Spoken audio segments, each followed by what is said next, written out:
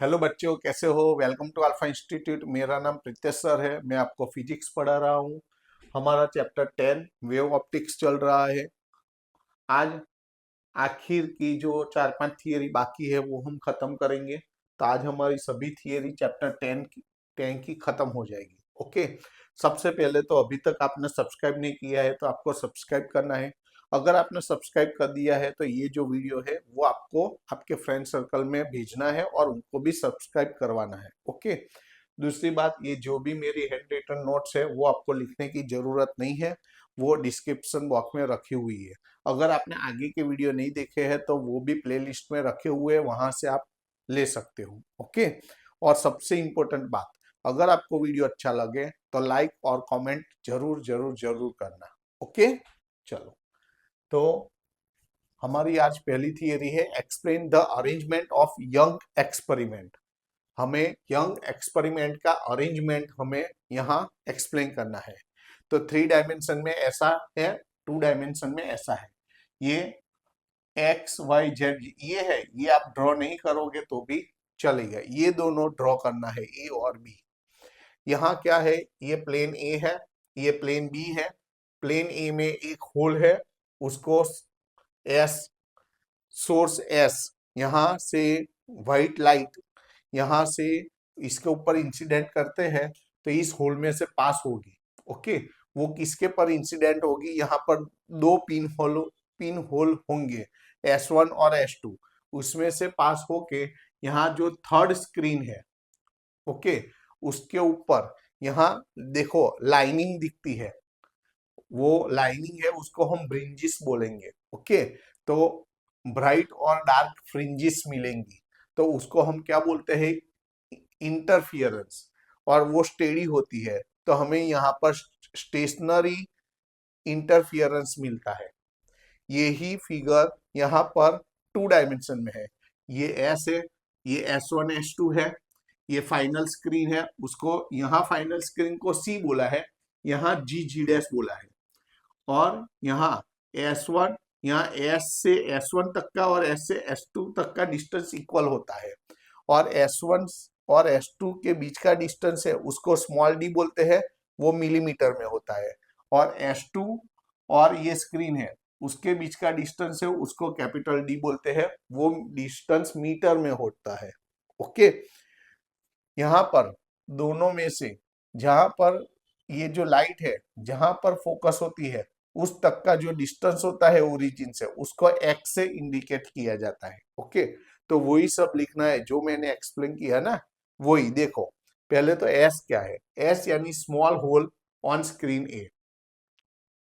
S क्या है, small hole on screen A. S1 S2 क्या है, 2 pin holes on screen B which is parallel to screen A.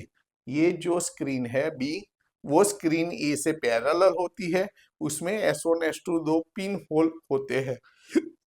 C, C क्या है, screen parallel to screen B. ये ऐसी screen है जो बी से पैरेलल होती है। यहाँ पर S S1 is equal to S S2 होता है। एस एस से S1 तक का डिस्टेंस और एस से S2 तक का डिस्टेंस इक्वल होता है। स्मॉल डी यानी ये दोनों के बीच का डिस्टेंस, स्मॉल डी यानी distance between S1 and S2 which is in order of millimetre, वो मिलीमीटर ऑर्डर में होता है। कैपिटल डी क्या है, तो distance between screen B and C. ये स्क्रीन बी और स्क्रीन सी है उसके बीच का जो डिस्टेंस है उसको कैपिटल डी से इंडिकेट किया जाता है। S1 एंड S2 ये कैसा सोर्सेस है, कोहेरेंट सोर्सेस है। तो हम क्या उससे उससे हमें क्या मिलता है, we can get stationary interference. S1 और S2 कैसे सोर्सेस है, कोहेरेंट सोर्सेस है, उससे हमें क्या मिलता है, स्टेशनरी इंटरफियरेंस मिलता है। तो इतना आपको लिखना है। एस क्या है, S1 S2 क्या है, स्क्रीन सी क्या है, S S1 equal to S S2 होता है। स्मॉल डी ये दोनों के बीच का डिस्टेंस जो मिलीमीटर में होता है। ये स्क्रीन बी और स्क्रीन सी के बीच का डिस्टेंस कैपिटल डी वो मीटर में होता है। S1 और S2 दोनों कोहेरेंट सोर्सेस होते हैं, और उससे हमें स्टेशनरी इंटरफियरेंस मिलता है। तो ये हो गई हमारी पहली थियरी। ओके, उसके बाद वाली, what is diffraction, explain about it. Diffraction की डेफिनेशन क्या है? सबसे पहले definition, diffraction is a physical effect. Diffraction क्या है? एक फिजिकल इफेक्ट है produce by the limited part of the wave front. Wave front का जो लिमिटेड पार्ट होता है उससे जो फिजिकल इफेक्ट क्रिएट होती है उसको हम डिफ्रैक्शन बोलते हैं। डिफ्रैक्शन क्या है? Diffraction is a physical effect produce by the limited part of the wave front. Wave front का जो लिमिटेड पार्ट होता है उससे जो फिजिकल इफेक्ट क्रिएट होती है उसको हम क्या बोलते हैं? डिफ्रैक्शन बोलते हैं। वो किसने फाइंड किया? It is discovered by Grimaldi. Grimaldi नाम का जो साइंटिस्ट था उसने फाइंड आउट किया। इट इज डिपेंड, वो किसके ऊपर डिपेंड करता है? It is depend on the ratio lambda by A. वो लैम्डा बाई ए रेशियो पर डिपेंड करता है। लैम्डा क्या है? वो वेवलेंथ है। ए क्या है? विड्थ ऑफ स्लिट है। ओके, डिफ्रैक्शन कहां कहां पर होता है? Diffraction occur in sound waves, light waves, water waves and matter waves.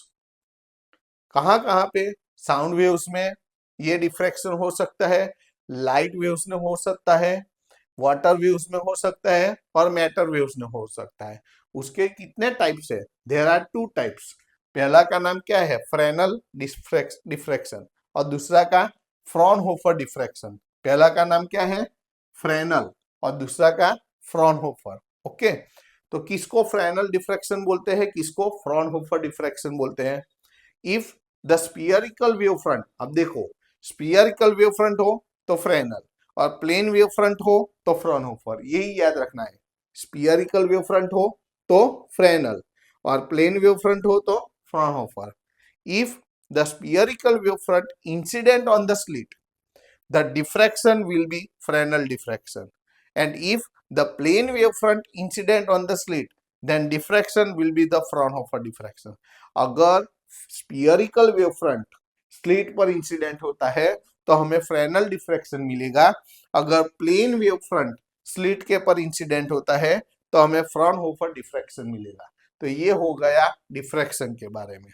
उसके बाद describe the simple experiment of the diffraction. Diffraction के सिंपल एक्सपेरिमेंट, तो इसमें पहला वाला क्या है? ये टू ब्लेड्स है, उसको एक दूसरे के पैरेलल रखो तो बीच में थोड़ी सी स्लिट बनेगी, उसमें से हम लाइट देखेंगे तो लाइट के अराउंड हमें फ्रिंजेस दिखेंगे। ओके, जैसे हम स्टेडी वाटर में स्टोन डालते हैं तो कैसे राउंड क्रिएट होते हैं, वैसे ही इधर जो बल्ब, ये बीच के स्लिट में से हम बल्ब को देखेंगे तो बल्ब के अराउंड हमें क्या दिखेंगे? राउंड राउंड राउंड दिखेंगे। उसको क्या बोलते हैं? इंटरफियरेंस। देखो, according to figure, keeping the edge of two razor blades parallel to each other, a light bulb can be seen from the edge, the light and dark fringes around the bulb filament. जो bulb filament होता है उसके around dark और bright fringes हमें मिलेंगे। Okay, दूसरा क्या है कि ये फिंगर है, तो फिंगर आप रखेंगे ऐसे, टाइट नहीं करनी है, ऐसे ही ऐसे, तो बीच में थोड़ी थोड़ी यहाँ पर गैप दिखेगी। वो गैप को हम क्या बोलते हैं? स्लिट। और उसमें से बल्ब देखना है तो भी हमें ऐसा ही दिखेगा, उसकी भी फ्रिंजेस दिखेंगे उसके around. Diffraction also can be seen from the gap between the fingers of the hand. And दूसरा एक एक्सपेरिमेंट है, खादी। खादी का जो क्लॉथ होता है, ओके, तो खादी का क्लॉथ में से हम देखेंगे तो लाइट को देखेंगे तो उसके लाइट के अराउंड भी फ्रिंजेस दिखेंगे। तो ये तीन एक्सपेरिमेंट है, ये ब्लेड वाला, एक फिंगर के बीच में जो गैप होती है जिसको हम स्लिट बोलते हैं उसमें से, और खादी क्लॉथ में से। ओके, तो ये सब इसके डिफ्रैक्शन के क्या है? सिंपल एक्सपेरिमेंट है। ओके, उसके बाद explain the linearly polarised wave.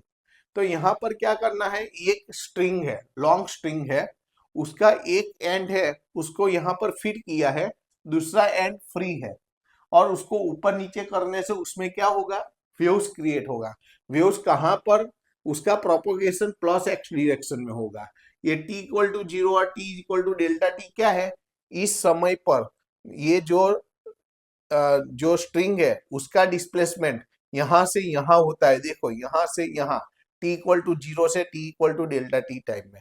तो बस ये सब हमें एक्सप्लेन करना है। देखो, consider holding a long string that is held horizontally, the other end of which is to be fixed.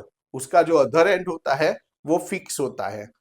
Okay, एक एंड फिक्स होता है, दूसरा एंड हमें फ्री रखना है। Okay, if we move the end of the string up and down, अगर हम उसका जो एंड है उसको अप एंड डाउन हम मूव करेंगे in a periodic manner, a wave is generate propagating in plus X direction. वहां पर वेव क्रिएट होगा और प्लस एक्स डायरेक्शन में मूव होगा।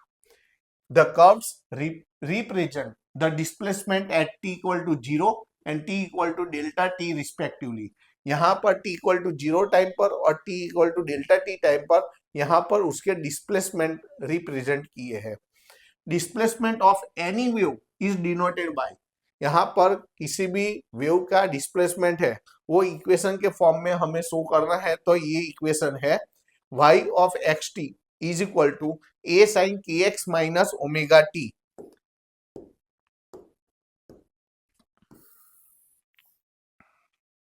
ये इक्वेशन वहां पर ए क्या है, एम्पलीट्यूड है, ओमेगा क्या है, एंगुलर फ्रीक्वेंसी है, के क्या है, वेव वेक्टर है। Okay, here displacement is in y direction. यहाँ डिस्प्लेसमेंट कहाँ, ऊपर नीचे होता है, तो ऊपर नीचे यानी वाई एक्सिस। तो यहाँ पर डिस्प्लेसमेंट वाई एक्सिस डायरेक्शन में होता है। Here displacement is in y direction, so it is called y polarised wave. इसको क्या बोलते हैं हम, Y polarised wave.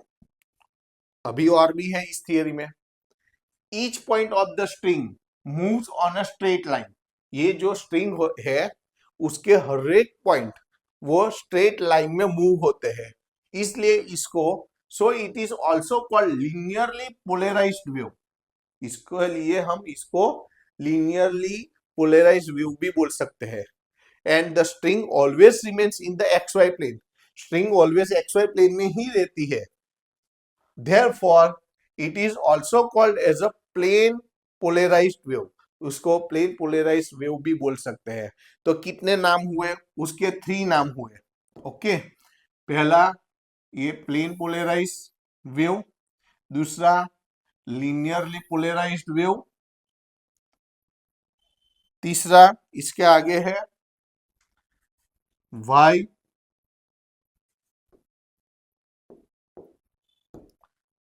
Polarised wave. Okay, और ये इक्वेशन याद रखना है डिस्प्लेसमेंट शो करने के लिए। उसके बाद वाली थियरी देखते हैं, ये इंपॉर्टेंट है। Explain the polarization by a thin plastic like sheet. ये और उसके बाद वाली थियरी दोनों आईएमपी है। मैं इधर लिख देता हूं, इसको मैं मोस्ट आईएमपी ऐसा लिख देता हूं। ओके, मोस्ट आईएमपी, ये और इसके बाद वाली भी। तो यहाँ पर क्या है, अनपोलराइज्ड लाइट है जो सब डायरेक्शन में स्प्रेड होती है। ऐसी लाइट को हम क्या बोलते हैं, अनपोलराइज्ड लाइट। ये पोलराइड शीट है, प्लास्टिक की एक पतली सी शीट है, उसमें से उसके पैरेलल जो ये जो पैरेलल होता है वही उसमें से पास होता है। जो पास होता है उसको हम क्या बोलते हैं, लीनियर प्लेन पोलराइज्ड लाइट। उसको क्या बोलते हैं, लीनियर प्लेन पोलराइज्ड लाइट। यहाँ अनपोलराइज थी, यहाँ पोलराइज, एक ही डायरेक्शन वाले एलिमेंट मिले हमें, यहाँ सब डायरेक्शन में एलिमेंट थे। ओके, तो अब इसको एक्सप्लेन करना है।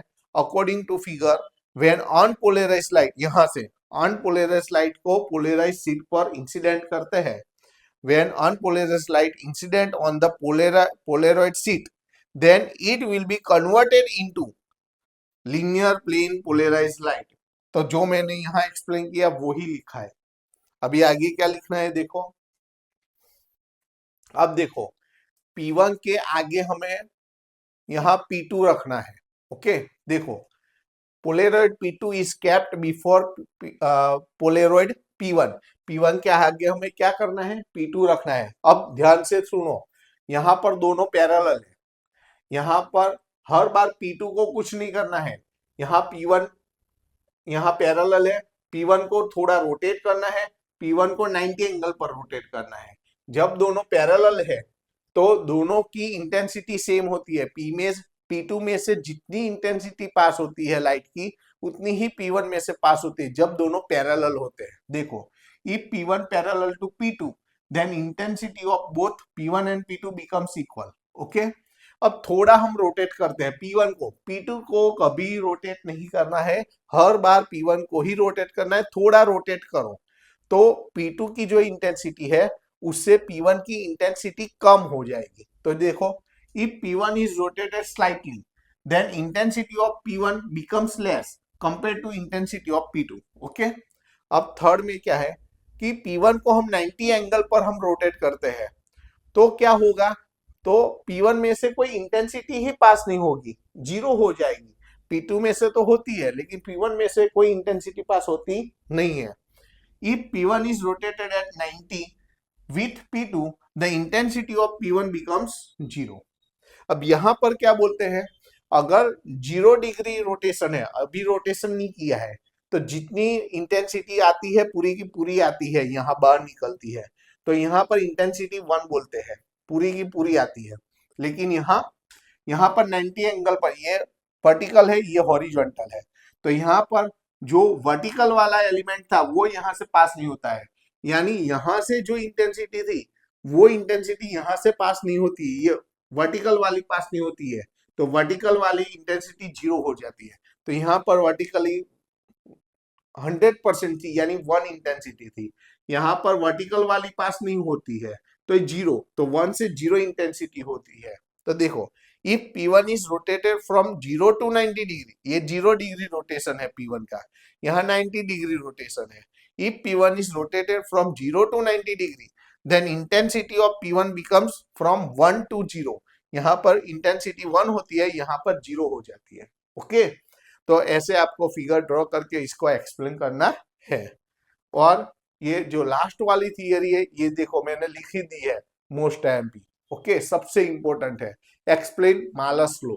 मालस लॉ में क्या होता है, यहाँ अनपोलराइज्ड लाइट होती है, यहाँ पोलेरॉइड P1 होता है, उसमें से जो इंटेंसिटी पास होती है उसको IO बोलते हैं, उसमें से जो लाइट कंपोनेंट होते हैं उसको EO बोलते हैं। ओके, यहाँ पर दूसरा पोलेरॉइड होता है, उसको हम थोड़ा एंगल पर रखते हैं, ऐसा पैरेलल नहीं रखते, थोड़ा एंगल पर रखते हैं।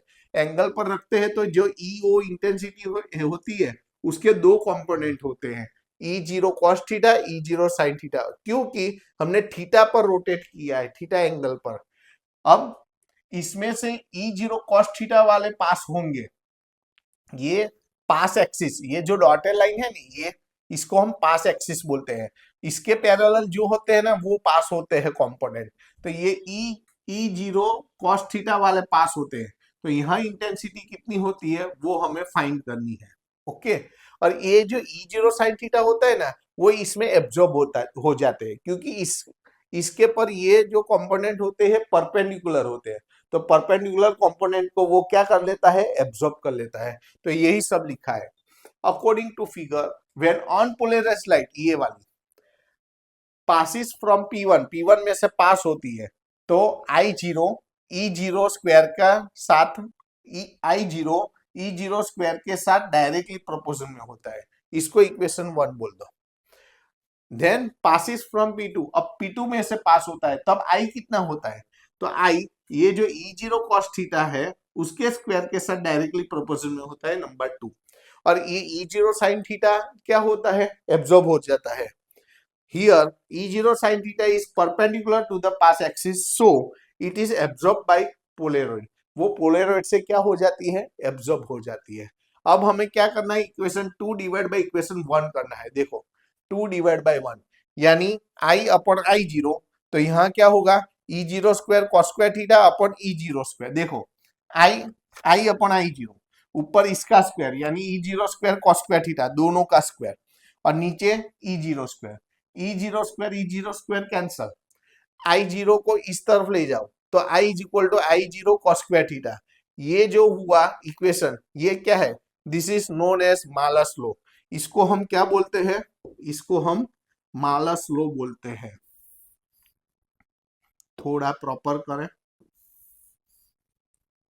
ओके, तो यहाँ इस चैप्टर की सभी थियरी खत्म हुई। लास्ट दो थियरी है, वेरी वेरी मोस्ट इंपोर्टेंट है, अच्छी तरह से थियरी कर देना। ओके, नेक्स्ट लेक्चर में हम एग्जांपल शुरू करेंगे। तो सबसे पहले मैंने बोला कि अगर आपको वीडियो अच्छा लगा है तो आपको कमेंट और लाइक जरूर करना है, और ये जो भी हैंड रिटन नोट्स है वो आपको लिखने की जरूरत नहीं है, वो डिस्क्रिप्शन बॉक्स में रखी हुई है। ओके, चलो नेक्स्ट पीरियड में मिलते हैं। Tata bye, see you.